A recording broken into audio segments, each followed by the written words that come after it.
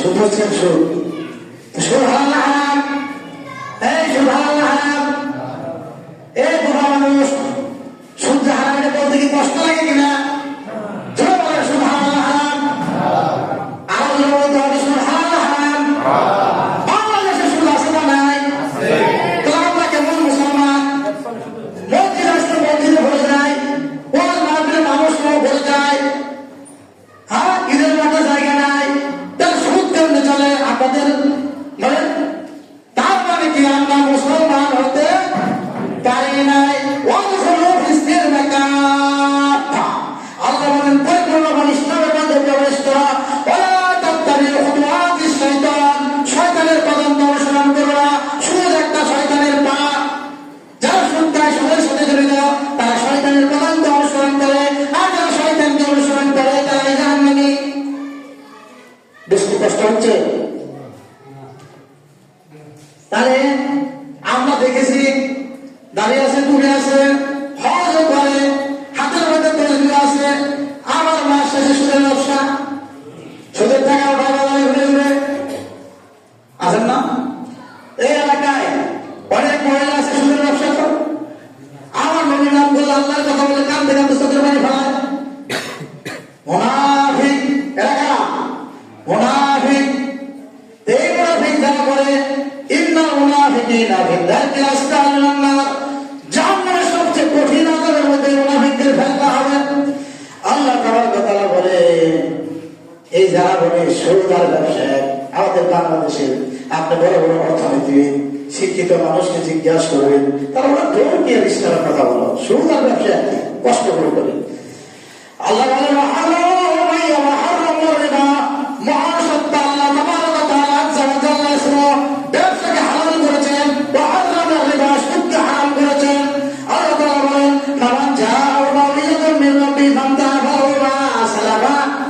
আল্লাহ বলেন এই হারাম ঘোষণা করার পর ফামান জাআহু মাউইযাতুন মির রাব্বিহি, মহান আল্লাহর পক্ষ থেকে এই উপদেশ আসার পরে ফান্তাহা, তারপর যারা শুনে গেল, মানে কি এই যে আপনারা আজকে শুনলেন শুধু হারাম, এরপরে আপনারা তওবা করে আমি আসলে সাথে নাই, ফান্তাহা বিরত হলেন, ফালাহু মা সালাফা, তাহলে অতীতে যে পাপ করেছেন তার আল্লাহ তাআলা সেটা ক্ষমা করে দিবেন।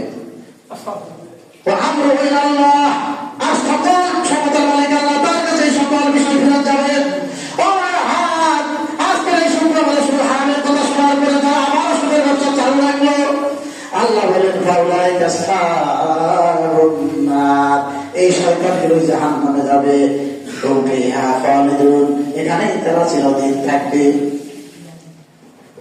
তাহলে যারা সুদ খায় সুদের ব্যবসা করে তারা কোথায় যাবে? জাহান্নামে। কে বলছে? আল্লাহ বলছে। আমরা বাপে খাইলে, আমার বাপে খাইলে নাকি বাপ পাইবে, হুজুর খাইলে, ইমাম সাহেব মুয়াজ্জিন খাইলে, হ্যাঁ সবাই জাহান্নামে যাবে। তাহলে যারা সুদ খায় তাদেরকে আমাদের ঘৃণা করতে হবে নাকি?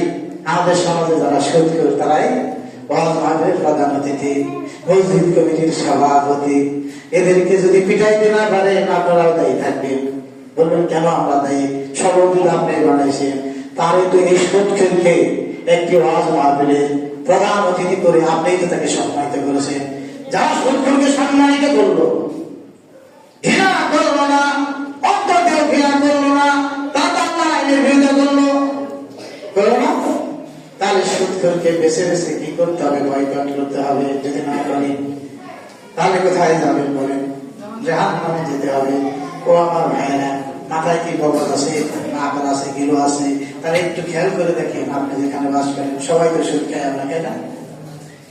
তাহলে এই সুদ বর্জন করার চেষ্টা করতে হবে। যদি না করেন তাহলে কিন্তু আল্লাহর কাছে জবাবদিহি করতে পারবেন না, যত বড় হুজুরি হন। আরেক ঠিকানা হলো জাহান্নামে যাওয়ার।